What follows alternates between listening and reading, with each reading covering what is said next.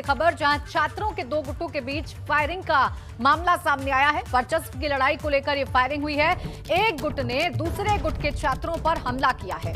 एक हमलावर को पुलिस ने तमंचे के साथ पकड़ा है। कई छात्र तमंचा लहराते हुए मौके से फरार हो गए। बड़ौत कोतवाली क्षेत्र के बिजरोल रोड की घटना है। तस्वीरें भी आप देख सकते हैं।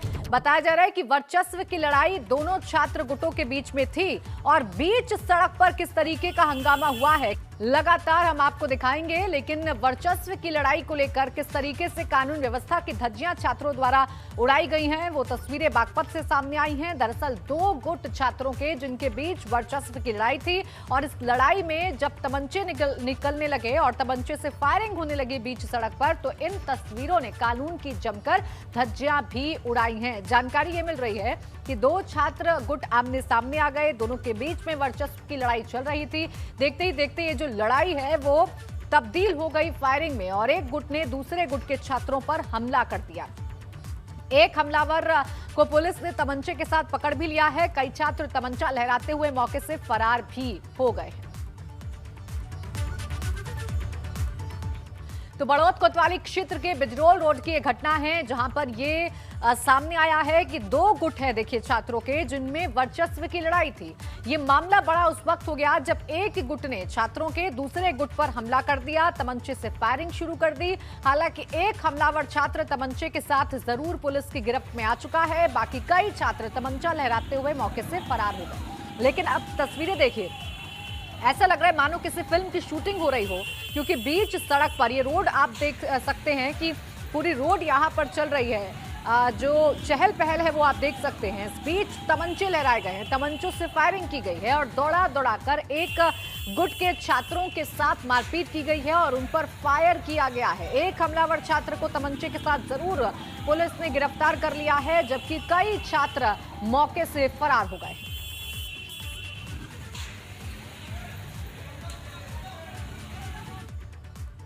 शामली के जिस अजीम मंसूरी को अपनी शादी के लिए थाने में गुहार लगानी पड़ी थी, आज तमाम लड़कियां और उनके परिजनों की ओर से शादी का प्रस्ताव उन्हें भेजा जा रहा है।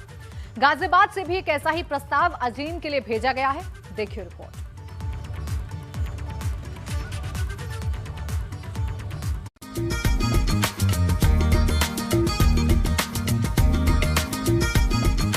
कहते हैं जोड़ियां जन्नत में ही बन जाती हैं। जमीन पर तो इंसान बस इन जोड़ियों को जोड़ने का जरिया भर है। ये शामली के 26 साल के अजीम मंसूरी हैं। अब किसी पहचान के मोहताज नहीं। उम्मीद है उनकी घोड़ी चढ़ने की चाहत जल्द से जल्द परवान चढ़ेगी। और क्यों नहीं, कल तक 3 फीट का जो छोटा कद उनकी शादी के लिए सबसे बड़ी बाधा बना हुआ था, थाने जाकर कोतवाल से उन्होंने अपनी शादी की ऐसी गुहार लगाई जिसकी गूंज पूरे देश में गूंजने लगी। अजीम मंसूरी मीडिया चैनलों से लेकर सोशल मीडिया के लिए मानो सेलिब्रिटी बन गए। माया नगरी तक अजीम मंसूरी की चर्चा होने लगी। फिर क्या, तमाम लड़कियों और उनके परिवार के लिए तो अजीम मंसूरी मानो सपनों के राजकुमार हो गए। उन्हें शादी का प्रस्ताव भेजा जाने लगा। अब एक ऐसा ही प्रस्ताव गाजियाबाद से भेजा गया है। लड़की की उम्र 25 साल और उनका कद 2.5 फुट है। परिवार साहिबाबाद क्षेत्र के शहीद नगर इलाके में रहता है। लड़की के परिजनों को उम्मीद है कि अजीम मंसूरी और उनका परिवार शादी के इस प्रस्ताव को मंजूर कर लेगा। हम तो परेशान थे इसके लिए, लेकिन कुछ वीडियो देखने के बाद में हमको तो थोड़ा अच्छा लगा, तो हमने कहा चलो बात कर लो। तो इन्होंने बात करी, तो उन लोगों ने उनसे बात करके फ़ोटो वोटो मंगाया, तो अब आगे जो होगा देखेंगे। इधर अजीम मंसूरी के परिजनों का कहना है कि दिल्ली, गाजियाबाद, गजरौला समेत तमाम जगहों से अजीम के लिए रिश्ते आ रहे हैं। रिश्ता तो इंशाल्लाह करना ही है इसका, और घर में बातचीत कर रहे हैं परिवार के साथ। जब बातचीत हो जाएगी परिवार के साथ तो अपना इंशाल्लाह कहीं ना कहीं इसके साथ घर वाले इकट्ठा होकर रिश्ते के लिए जाएंगे। बहरहाल अजीम मंसूरी भले ही छोटे कद के हों, लेकिन अपनी बेबाकी और मासूमियत के बदौलत अजीम वाकई आज अजीम हो गए हैं। एबीपी गंगा के लिए शामली से पंकज प्रजापति और गाजियाबाद से शक्ति की रिपोर्ट। उत्तर प्रदेश में सार्वजनिक जगहों पर अतिक्रमण करके अगर कोई मंदिर, मस्जिद या मजार या फिर दूसरे धार्मिक ढांचे का निर्माण कर जमीन कब्जा करेगा तो उसकी अब खैर नहीं, क्योंकि ऐसा करने पर अब सजा के साथ साथ जुर्माना भी हो सकता है।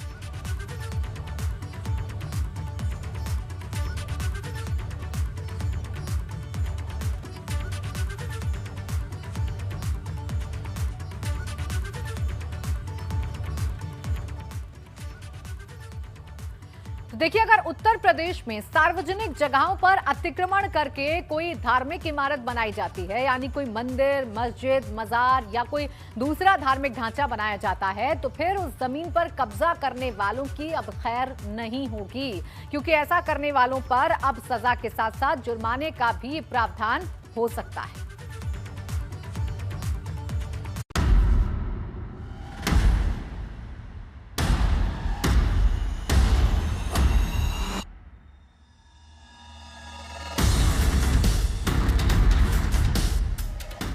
ये नया उत्तर प्रदेश है, मसला विकास का हो या कानून व्यवस्था का, यहाँ बदलाव की बयार बह रही है, वो भी पक्षपात रही।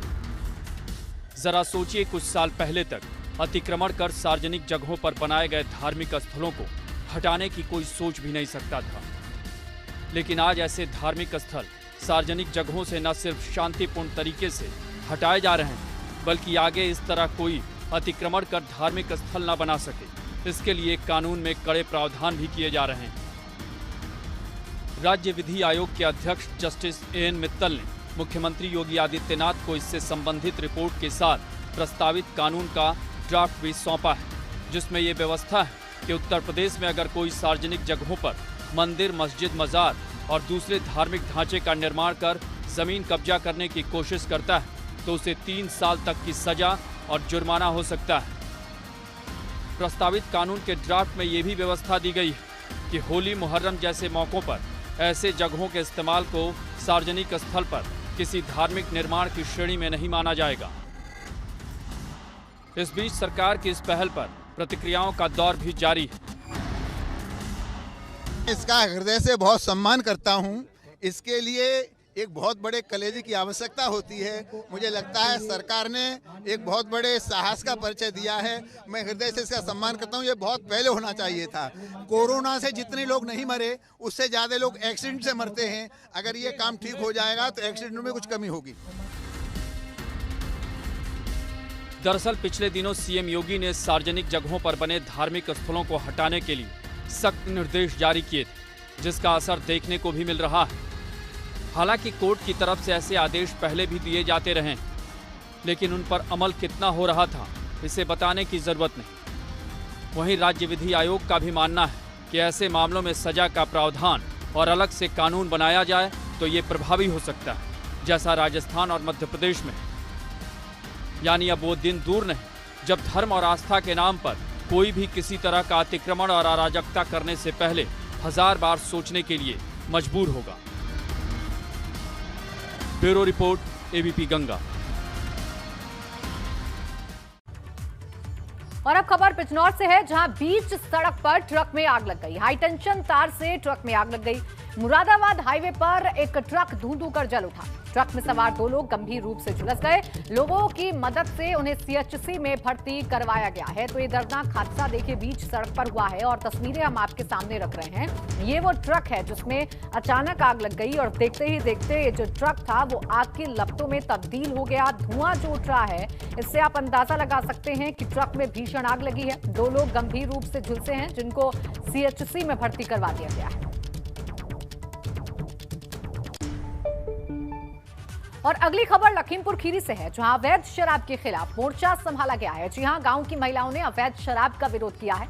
नदी में छिपाकर ये कच्ची शराब रखी जा रही है और इस कच्ची शराब को नष्ट किया गया। लाठी डंडे लेकर मौके पर पहुंची महिलाएं और महिलाओं ने इसे नष्ट कर दिया। तो देखिए, गांव में अवैध शराब की वजह से मौतें होती हैं, जान चली जाती है और इसका दंश सबसे ज्यादा घरों की महिलाओं को झेलना पड़ता है। और इसीलिए महिलाएं इस गांव की इकट्ठा होकर आगे आईं और उन्होंने इसका न सिर्फ विरोध किया बल्कि जो नदी में छिपाकर अवैध शराब रखी गई थी उसे नष्ट भी कर दिया। लखीमपुर खीरी से खबर, जहां अवैध शराब के खिलाफ महिलाओं ने मोर्चा खोला और वो उस जगह पर पहुंच गई जहां पर ये मौत का सामान छिपाकर रखा गया था। लाठी डंडे लेकर महिलाएं पहुंची और उस अवैध शराब को नष्ट कर दिया महिलाओं ने, क्योंकि नदी में ये कच्ची शराब छिपाकर रखी गई थी। तो सबसे ज्यादा अगर प्रभाव पड़ता है इस शराब का तो वो महिलाओं पर पड़ता है और यही महिलाएं अब इस कच्ची शराब, इस अवैध शराब के खिलाफ लामबंद हो गई हैं, विरोध करने पहुंच गई हैं। न सिर्फ उन्होंने अपना विरोध जताया है बल्कि कच्ची शराब का जखीरा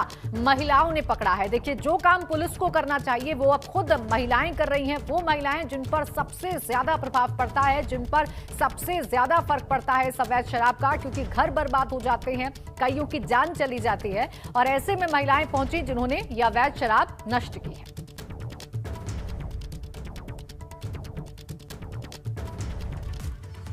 गाजियाबाद रेलवे स्टेशन पर उस वक्त अफरा तफरी का माहौल हो गया जब शताब्दी एक्सप्रेस के जनरेटर और पार्सल यान में भीषण आग लग गई। सूचना पाकर पहुंची फायर ब्रिगेड की 4 गाड़ियों ने 4 घंटे की कड़ी मशक्कत के बाद आग पर काबू पाया।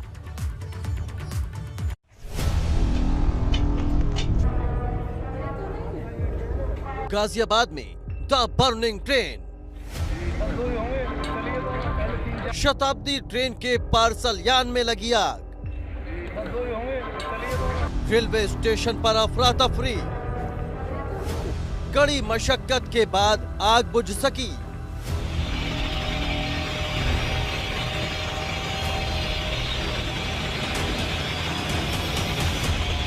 ये तस्वीरें किसी को भी परेशान करने के लिए काफी हैं। गाजियाबाद में शताब्दी ट्रेन के पार्सल यान में अचानक आग लग गई और देखते ही देखते आग ने विकराल रूप ले लिया।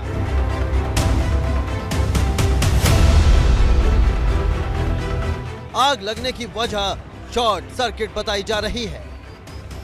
ट्रेन दिल्ली से लखनऊ जा रही थी और गाजियाबाद रेलवे स्टेशन पर पहुंचते ही ट्रेन के जनरेटर और पार्सल यान में आग लगने की खबर वहां मौजूद लोगों ने रेलवे के अधिकारियों और पुलिस को दी। इस दौरान रेलवे स्टेशन पर अफरा तफरी का माहौल हो गया। आनन फानन में रेलवे के अधिकारी मौके पर पहुंचे। इस दौरान फायर ब्रिगेड की 4 गाड़ियों ने 4 घंटे की कड़ी मशक्कत के बाद आग पर काबू पाया। सुबह लगभग 7 बजे सूचना मिली कि शताब्दी एक्सप्रेस के पिछले हिस्से में बोगी में आग लगी हुई। तत्काल फायर ब्रिगेड की 4 गाड़ियाँ भेजी गई। यहाँ पहुंचकर देखा गया कि बोगी ट्रेन के पिछले हिस्से में जो बोगी है, जनरेटर और लगेज का यान है, जिसमें आग लगी हुई है। तत्काल इसको ट्रेन के अन्य हिस्सों से जो है काट करके जो है अलग किया गया तथा दरवाजे को तोड़ करके आग को पूरी तरह से बुझा दिया गया है। तो जिसमें काफ़ी सामान भरा हुआ है, सामान निकाला जा रहा है और किसी तरह की कोई जनहानि नहीं। आग के चलते पार्सल यान का दरवाजा नहीं खुल रहा था, जिसकी वजह से दरवाजे को तोड़ा गया और आग बुझाने का काम शुरू किया गया। अब आग से हुए नुकसान का आकलन किया जा रहा है। हालांकि शताब्दी एक्सप्रेस में आग लगने की ये कोई पहली घटना नहीं है। बीते दिनों ऋषिकेश के पास कांसरो के जंगल में शॉर्ट सर्किट से दिल्ली से देहरादून जा रही शताब्दी ट्रेन के कोच C5 में आग लगी थी। इस दौरान सवारियों ने बामुश्किल कोच से बाहर निकलकर अपनी जान बचाई थी। ट्रेनों में आग लगने की ये घटनाएं रेलवे के भरोसे पर सवाल खड़े करती हैं और यात्रियों की सुरक्षा पर भी प्रश्न चिन्ह लगाती हैं। शक्ति सिंह, गाजियाबाद, ABP गंगा।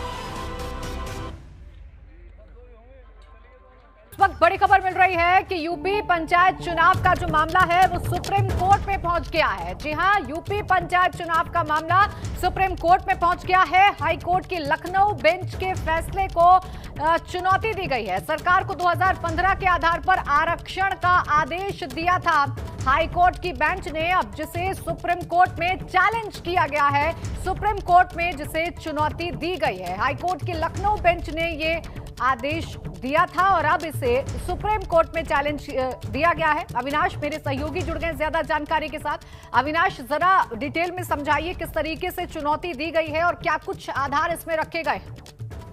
देखिए प्राची, अगर बात करें तो इलाहाबाद हाईकोर्ट ने आदेश दिया है कि 2015 के आधार पर आरक्षण को लागू किया जाए, लेकिन इसी के खिलाफ यहाँ पे याचिका डाली गई सुप्रीम कोर्ट में कि जो मौजूदा स्थिति है उसी के अनुसार आरक्षण को लागू किया जाए, क्योंकि कई जगह ऐसा देखा जा रहा है कि वहाँ पे जो आरक्षण है उस आरक्षण के तहत सभी की दूसरी सीट दी जा रही है। तो इसको लेकर तमाम तरीके से सुप्रीम कोर्ट में खामियां बताई गई हैं और ये कहा गया है कि जो 2015 के आरक्षण को लागू करने का आदेश है इस पर पुनर्विचार किया जाए और उसको देखा जाए और फिर से एक आरक्षण के तहत यूपी में पंचायत चुनाव कराया जाए। इसको लेकर सुप्रीम कोर्ट में याचिका दायर की गई है। याचिकाकर्ता के वकील अमित सिंह भदौरिया ने ये सब मांग की है। अब सुप्रीम कोर्ट सोमवार को खुलेगा, जिसके बाद नई तारीख लगेगी। देखने की पिटीशन में कब तारीख लगती है और उसके बाद सुप्रीम कोर्ट का क्या फैसला रहता है। बिल्कुल, शुक्रिया आपका अविनाश तमाम जानकारी के लिए। तो देखिए, सुप्रीम कोर्ट में अब हाई कोर्ट के लखनऊ बेंच के आदेश को चैलेंज किया गया है और जो फैसला हाई कोर्ट की बेंच ने दिया था कि 2015 के आरक्षण पर लिस्ट जारी होगी, उसे ही चुनौती दी गई है।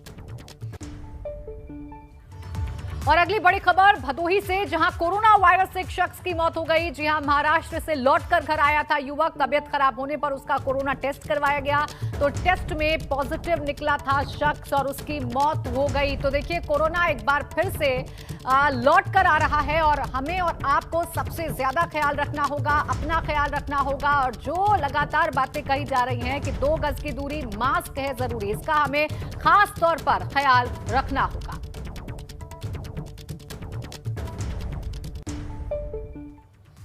तो देखिए, बीते कुछ दिनों से जिस तरह से कोरोना के मामले में इजाफा हो रहा है, उसने एक बार फिर सरकार की चिंता बढ़ा दी है। कोरोना की दूसरी लहर में आज आए आंकड़े ने अब तक के सारे रिकॉर्ड तोड़ दिए। वैक्सीनेशन ड्राइव शुरू होने के बाद एक दिन में इतना बड़ा आंकड़ा कोरोना के नियमों से लापरवाही का नतीजा है। हाल ही में पीएम मोदी ने सभी प्रदेश के सीएम के साथ बैठक की थी और कोविड के बढ़ते आंकड़ों पर चर्चा की गई थी। और अब बीते 24 घंटे में कोरोना के तकरीबन 41,000 मामले और 188 मौत से इस बीमारी को लेकर एक बार फिर विचार करने की जरूरत है। वहीं केंद्र ने सभी राज्यों और केंद्र शासित प्रदेश के लिए गाइडलाइन जारी की है। यूपी में भी कोरोना के बढ़ते मामलों को लेकर अलर्ट है। लखनऊ के डीएम ने मास्क पहनने और कोविड प्रोटोकॉल को लेकर सख्ती बरतने के निर्देश दिए। पिछले 24 घंटों में किस तरीके से कोरोना के आंकड़े बढ़े हैं, देखिए आप टेलीविजन स्क्रीन पर देख सकते हैं। लखनऊ में 90 केस, नोएडा में 26 केस और वाराणसी में 24 नए केस सामने आए हैं। जबकि बरेली की हम बात कर लें, बरेली में 24 केस आए हैं, मेरठ में 21 केस हैं और कानपुर नगर में भी 19 केस सामने आए हैं। और ये बढ़ते जो मामले हैं वो अब चिंता बढ़ा रहे हैं। पिछले 3 दिनों में कोरोना किस तरीके से बढ़ा है आप देखिए। 17 मार्च को 35,838 थे, जो 18 को बढ़कर 39,687 हो गए। जबकि 19 मार्च को इनमें इजाफा हुआ और 40,953 केस हो गए।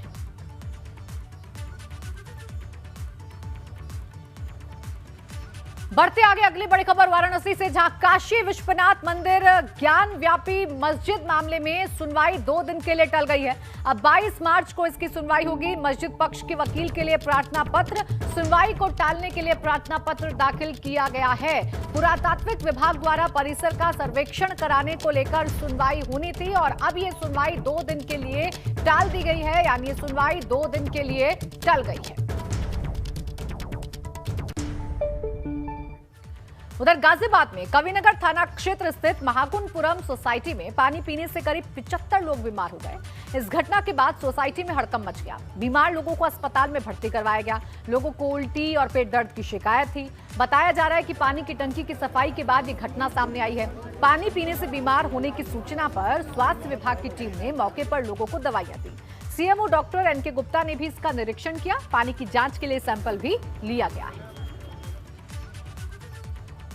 सोसाइटी में करीब 60-70 लोगों की जो अभी कंप्लेंट्स आई हैं कि हल्का पेट में दर्द और हल्की उल्टी, थोड़ा और किसी को दस्त भी हो रहा है।